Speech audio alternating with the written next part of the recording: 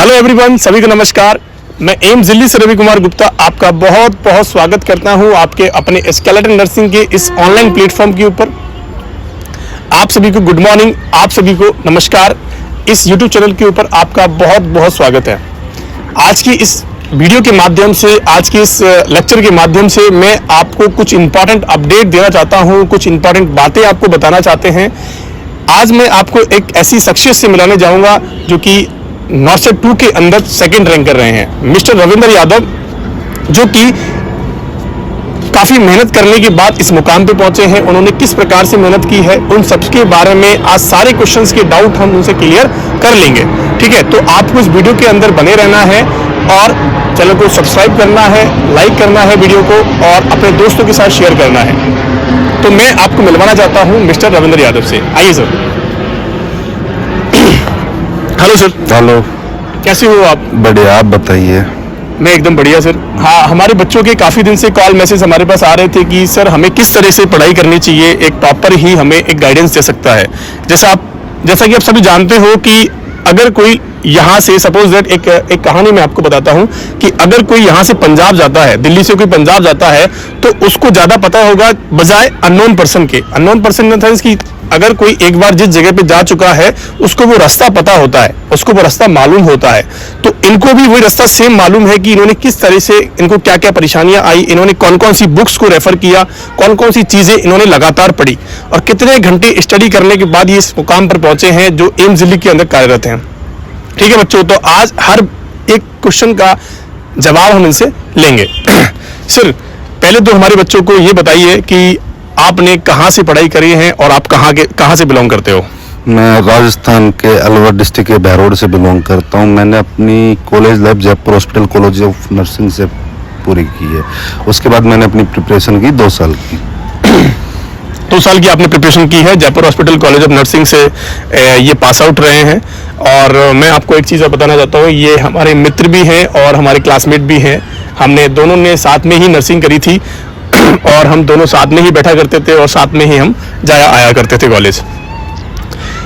कुछ और हमारे बच्चों के लिए कि आपने कौन कौन सी बुक्स और कितने घंटे आपने पढ़ाई करी, उसके बारे में बताएं प्लीज।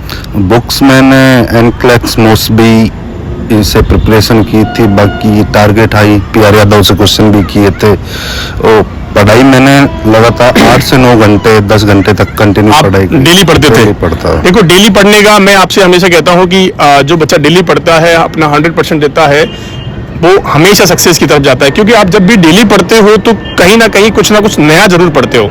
और नया पढ़ने से क्या होता है कि आप डेली कुछ ना कुछ नया पढ़ते जाते हो, तो एक टाइम ऐसा आता है कि आप नर्सिंग की सारी चीजें पढ़ चुके होते हो। Right sir? बिल्कुल। तो आप क्या कहना चाहेंगे, जो बच्चे 2 दिन पढ़ लेते हैं, 3 दिन नहीं पढ़ते हैं, एक तीसरा दिन छोड़ देते हैं, फिर चौथे दिन 4-5 घंटे पढ़ लेते हैं, उनसे क्या आप सलाह देंगे उनको? नर्सिंग में अगर सिलेक्शन चाहिए तो आपको कंटिन्यू पढ़ाई करनी ही पड़ेगी और कोई ऑप्शन नहीं है। सबसे बड़ी बात बुक्स पढ़ना है, क्वेश्चन भी उतने ही करने। ये नहीं कि आप पढ़ाई कर रहे हैं क्वेश्चन नहीं कर रहे, बिल्कुल भी। जितना आप क्वेश्चन प्रैक्टिस करेंगे आपको पता चलेगा कि हाँ भाई एग्जाम में, नॉर्सेट के एग्जाम में कैसे क्वेश्चन बनाता है, बनते हैं। क्वेश्चन बहुत जरूरी है, सबसे जरूरी क्वेश्चन जरूरी है। ये बात तो मैं मानता हूं कि आप जब तक क्वेश्चन प्रैक्टिस नहीं करोगे तो आपका सिलेक्शन नहीं होगा। क्योंकि हमें एग्जाम के अंदर क्वेश्चन प्रैक्टिस ही करनी पड़ती है और क्वेश्चंस ही हमें हल करने हैं। अल्टीमेट हमारा सबका गोल यही होता है कि हमें सिलेक्शन का क्राइटेरिया लेना है, हमें कोई टीचर नहीं बनना है। क्या आपके हिसाब से डीप पढ़ना चाहिए, सुपरफिशियल पढ़ना चाहिए बच्चों को, या फिर एवरेज पढ़ना चाहिए, जो आज के हिसाब से क्वेश्चन पैटर्न चल रहा है उस हिसाब से पढ़ना चाहिए? बच्चों को आज के हिसाब से एवरेज क्वेश्चन पेपर चल रहे हैं ना, उस हिसाब से पढ़ाई करनी चाहिए। बाकी कोचिंग में जितना पढ़ाया जाता है उतना ही पढ़ना है। ऐसा नहीं है कि भाई खुद की तरफ से, हाँ आप खुद की तरफ से एफर्ट कर रहे हैं, कोई गलत बात नहीं है। पर ये है, हाँ कोचिंग में जितना पढ़ रहे हैं उतना पढ़ना बहुत जरूरी है। ये नहीं कि हाँ भाई आप बुक्स वगैरह डीपली जा रहे हैं, डीप पढ़े जा रहे हैं, क्वेश्चन कर नहीं रहे उन चीजों के। ये जितना पढ़ रहे हो आप उतना क्वेश्चन भी करना है। हाँ, ये बात बिल्कुल है कि जैसे एक चैप्टर क्लियर हुआ आपका तो उसके हाथ क्वेश्चन करें, आप ये कहना चाह रहे हैं? अच्छा, और जो बच्चा मतलब आप डेली आप कितना घंटे पढ़ते थे? 8 से 9, आप कभी 8 10 से 9 घंटे 10 ऐसा। घंटे पढ़ते थे। जब पीक टाइम होता था एग्जाम का कि अब तो पीक टाइम है, अब तो मुझे ज्यादा मेहनत करनी चाहिए, तो आप कितने घंटे उस टाइम पे पढ़े थे? उस टाइम 13 से 14 घंटे कंटिन्यू पढ़ता था। 13 से 14 घंटे आप पढ़ते थे। हाँ हाँ तो नॉर्सेट 1 भी आपने दिया था? बिल्कुल। नॉर्सेट 1 के अंदर क्या आपका स्कोर रहा? मैं क्वालिफाई नहीं हुआ था उस टाइम। अच्छा, उस टाइम पे क्वालिफिकेशन का चलता था और एक ही एग्जाम होती थी, राइट ना? एक ही exam। 200 नंबर का एक पेपर होता था और 3 घंटे का एग्जाम होता था। 180 क्वेश्चंस या 200 क्वेश्चंस होते थे, 200 क्वेश्चंस होते थे। उसके अंदर आपको 3 घंटे के अंदर वो आपको पूरा पेपर करना होता था। तो नॉर्सेट 1 के अंदर ये क्वालिफाई नहीं हो पाए, क्या कारण रहा सर आपका? उस टाइम पे एक तो कॉलेज से पास आउट हुए थे हम, फिर तुरंत कोविड आ गया था। हाँ। कोविड के बाद में वही पढ़ाई डिस्टरबेंस हुई थी, घर आना हो गया, लाइब्रेरी वगैरह नहीं जा पाया था उस टाइम पे मैं। फिर उसके बाद में कोचिंग्स भी काफ़ी टाइम तक बंद रही, तो पता नहीं चला कि हाँ कि कितना पढ़ना है, क्या पढ़ना है। कोई कॉलेज तक तो सब बच्चे सेम रहता है कि हाँ भाई यहाँ पढ़ रहे हैं वही। बिल्कुल सर, ये बात तो आपकी माननी पड़ेगी कि कॉलेज तक सारे बच्चे एवरेज होते हैं। कोई टॉपर होता है, कोई बिल्कुल गवार होता है या पीछे बैठने वाला होता है बच्चा, उसको डजंट मैटर। हाँ, तो सर ये बताइए मुझे कि आपने बेस्ट बुक के बारे में बताया, लेकिन अगर कोई बच्चा स्टार्टिंग से शुरू कर रहा है, उसने कॉलेज लाइफ में कुछ भी नहीं पढ़ा है, तो वो जब स्टार्टिंग कर रहा है तो स्टार्टिंग के अंदर उसको क्या क्या चीज़ें पढ़नी चाहिए, कोचिंग करनी चाहिए या नहीं करनी चाहिए, क्या आपका मानना है? बिल्कुल, मेरे अकॉर्डिंग कोचिंग करना चाहिए, क्योंकि कोचिंग से आपको ये पता चलेगा कि हाँ भाई कितना करना है, करना है, क्या नोट्स रहने वाले हैं, क्या क्या पूछ सकता है, कहाँ से क्या क्वेश्चन आ सकते हैं। जब तक आप कोचिंग नहीं करेंगे तब तक पता नहीं चलेगा ये सब चीजों का। देखो, जो भी बच्चा फ्रेशर है, जो भी पास आउट हुआ है जस्ट, तो उसको कोचिंग करने की बहुत जरूरत है, क्योंकि उसको एक सेलेक्टेड मटेरियल मिलता है किसी भी कोचिंग से। और किसी भी कोचिंग से आप कोचिंग करो, हम ये नहीं कहते कि हमारी कोचिंग को ज्वाइन करो, लेकिन आप किसी भी कोचिंग को ज्वाइन करते हो तो बेस्ट करो और अपना बेस्ट दो, ठीक है? और सर हमारी जो बेस्ट बुक रहने वाली है वो काफ़ी सारी मार्केट में काफ़ी सारे बच्चों के क्वेश्चंस होते हैं कि सर एक तो PR यादव होती है, टारगेट आई होती है, मॉसबी, एंक्लेक्स वगैरह बहुत सारी बुक आकर मार्केट में आ रही है, प्रीति यादव वगैरह है, तो उनका क्या आपका सिनेरियो रहेगा? सबसे बेस्ट बुक तो एनक्लेक्स है। देखो, तो आप स्टार्ट ऐसे टारगेट हाई, PR यादव से कर सकते हैं, पर जब तक आप एनक्लेक्स नहीं पढ़ेंगे आपको नहीं पता चलेगा।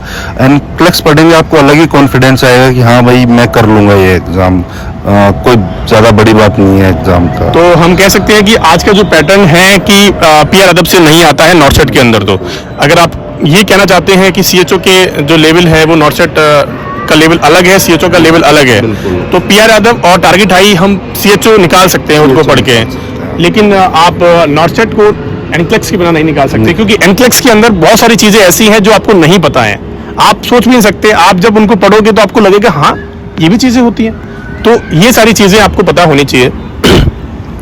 और सर अगर कोई रेगुलर बच्चा है जो जॉब जाता है, जिसकी फैमिली कंडीशन ठीक नहीं है, उसको जॉब भी करनी है, उसको पढ़ाई भी करनी है, उसको गवर्नमेंट जॉब भी लगनी है, तो उसका क्या आपका क्या मानना है कि 6 घंटे ड्यूटी के बाद वो कितना घंटे पढ़े? पढ़ाई तो ये जितना पढ़े आदमी उतना लगता है कि हाँ भाई पढ़ना ही है, पर मेरे अकॉर्डिंग कम से कम 3 से 4 घंटे तो उसको जॉब के बाद निकालने ही चाहिए। 3 से 4 घंटे जॉब के बाद निकालने चाहिए और रेगुलर रहना चाहिए। रेगुलरिटी सबसे जरूरी है। जब तक आप रेगुलर नहीं रहेंगे तब तक नहीं हो पाएगा। हाँ, तो देखो ये बात तो मैं भी एग्री हूँ कि इस चीज़ से कि जैसे रविंद्र सर ने बताया आपको कि रेगुलर जो बच्चा पढ़ाई के अंदर रहता है वो हमेशा सक्सेस की तरफ जाता है, उसका कहीं ना कहीं सिलेक्शन हो जाता है, राइट? बिल्कुल। अब आपको क्या करना है, किस तरीके से, किस बेसिस पे आपको पढ़ाई करनी है और कैसे आपको इजी टू आपको कॉम्प्लेक्स की तरफ जाना है या कॉम्प्लेक्स इजी की तरफ आना है, वो सर एक बार बता दीजिए आप। आपको सबसे पहले बेसिक चीज़ों को क्लियर करनी चाहिए, जैसे कि हाँ भाई थ्योरी स्टार्ट की आपने, फिर उसके बाद उस थ्योरी के क्वेश्चन कर लिए। ये नहीं है कि आपने जैसे थ्योरी कर ली दूसरा टॉपिक स्टार्ट कर दिया। जितना आपने उस थ्योरी को पढ़ा है सबसे पहले उसके क्वेश्चन करने हैं, फिर उसके बाद ही दूसरे टॉपिक पे जाइए आप। ऐसा नहीं कि आप टॉपिक तो कंटिन्यूस कर रहे हैं पर क्वेश्चन एक भी नहीं किया।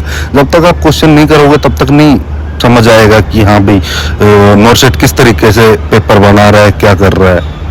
हाँ हाँ, बिल्कुल सही कह रहे हैं कि आपको क्या करना है कि एक टॉपिक को पढ़ा आपने, उसके क्वेश्चन आंसर सारे निकाल दिए, ठीक है, फिर आपका पूरा सिलेबस कंप्लीट हो जाता है, तो आपको क्वेश्चन आंसर्स ही अल्टीमेट निकालने होते हैं। आजकल सर आपको क्या लगता है कि जो नॉट सेट हमारा एग्जाम ले रहा है, अभी जो पैटर्न इन्होंने चेंज किया है, उसके अकॉर्डिंग आप कैसा मानना चाहेंगे? प्रैक्टिकल बेस्ड पेपर दे रहे हैं या फिर लेंदी पेपर दे रहे हैं, क्या आपका मानना है उसके में? आजकल प्रैक्टिकल बेस्ड क्वेश्चन आ रहे हैं, तो सबसे जरूरी प्रैक्टिकल बेस्ड क्वेश्चन को सबसे ज्यादा करें। प्रैक्टिकल बेस्ड क्वेश्चन आप आजकल ये हो गया कि हाँ हार्ड हो गया, नहीं, ऐसा कुछ नहीं है कि प्रैक्टिकल बेस्ड क्वेश्चन इस तरीके से हैं, जैसे कि टेक्स्ट में टॉपिक हो गया तो पूछ लेगा कि हाँ भाई ट्यूब की साइज क्या होती है नॉर्मली, जैसे अडल्ट के अंदर ट्यूब की साइज क्या डालते हैं, बच्चों के अंदर क्या डालते हैं, इस तरीके के हो गए प्रैक्टिकल बेस्ड क्वेश्चन। तो प्रैक्टिकल बेसिस पे आजकल क्वेश्चन ज़्यादा पूछे जा रहे हैं, और यही मेरा मानना है कि आजकल जो आपको पढ़ाई करनी है वो प्रैक्टिकल बेसिस के अकॉर्डिंग करनी है। हम अब आजकल वो क्वेश्चंस नहीं आते हैं कि ह्यूमन वीक्स में कितनी हड्डियां होती हैं, कितनी मसल्स होती हैं, वो सारे जो टॉपिक्स हैं, वो सारी जो चीज़ें हैं वो ओल्ड हो चुकी हैं। आपको एक टाइम शेड्यूल के साथ चलना होगा और उसी के हिसाब से आपको मेहनत करनी पड़ेगी, तभी आपका सिलेक्शन श्योर हो सकता है बच्चों। इस बात का आपको समझना है, इस बात को गांठ बांधना है। जैसा कि रविंद्र सर ने बताया आपको कि आपको नियम से पढ़ाई करनी है और रेगुलर पढ़ाई करनी है, इस बात को समझना है तो अपने आप से समझना पड़ेगा, क्योंकि नौकरी आपको लगनी है ना सर? बिल्कुल। और कुछ चीज़ें ऐसी भी होती हैं, जैसे कि मैं आपको बताता हूं कि काफ़ी बच्चे क्या करते हैं कि आज पढ़ाई कर ली, कल हम चिल मार लेंगे, परसों हम पढ़ाई कर लेंगे, परसों फिर पहले दिन चिल मार लेंगे। इस तरीके से पढ़ाई आप करोगे तो आप कहीं के नहीं रहोगे बच्चों। आप ना CHO निकल पाओगे या फिर ना आप कोई भी एग्जाम नहीं निकाल पाओगे, क्योंकि उसका कारण क्या है कि आप जब डेली नहीं पढ़ोगे तो किसी भी चीज़ का हल नहीं निकलता है। आप डेली पढ़ो, क्वेश्चन आंसर डेली करो। और सर जो पीक टाइम होता है, जैसे किसी बच्चे ने, अगर आपको 6 महीने के अंदर सिलेक्शन चाहिए, कोई काफ़ी बच्चे होते हैं जिनके पास 6 महीने का टाइम है, उसके माँ बाप ने कह दिया कि आपको 6 महीने का टाइम दिया जाता है, आपको किस तरीके से पढ़ाई करनी है और किस पैटर्न में उसको पढ़ाई करनी चाहिए? वो तो उसकी प्रीवियस पढ़ाई के ऊपर डिपेंड करता है। हाँ, तो सर ये बताइए मुझे कि अगर किसी बच्चे के पास 6 महीने बचे हुए हैं और 6 महीने के अंदर उसको सिलेक्शन चाहिए एम्स के अंदर, तो उसका क्या क्राइटेरिया रहेगा, किस तरीके से उसको पढ़ाई करनी चाहिए और क्या उसको पढ़ना चाहिए, उसके बारे में आप बताइए जरा। 6 महीने के अंदर किसी बच्चे को सिलेक्शन चाहिए तो उसके लिए सबसे पहले अपना जल्दी से जल्दी कोर्स पूरा करे 3 महीने के अंदर, उसके बाद महीना भर रिवीजन के लिए, उसके बाद 1-2 महीने जो बचे वो टेस्ट सीरीज में दे सबसे ज्यादा टेस्ट सीरीज में दे, क्योंकि हमें एग्जाम के अंदर भी क्वेश्चन आंसर करने हैं। बहुत बढ़िया, बहुत बढ़िया।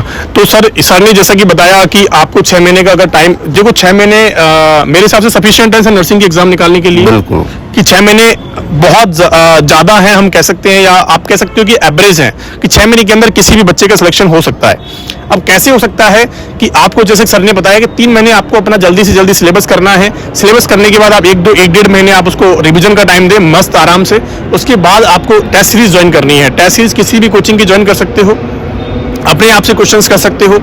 अब मैं हमेशा कहूंगा कि टेस्ट सीरीज आपको ज्वाइन करनी चाहिए, है ना सर? बिल्कुल। उससे आपको एक टाइम मैनेजमेंट का पता लगता है। बिल्कुल। और आप कैसे क्वेश्चंस कर रहे हो, किस तरीके से क्वेश्चंस आपको करने हैं, उस क्वेश्चन पैटर्न का पता लगता है।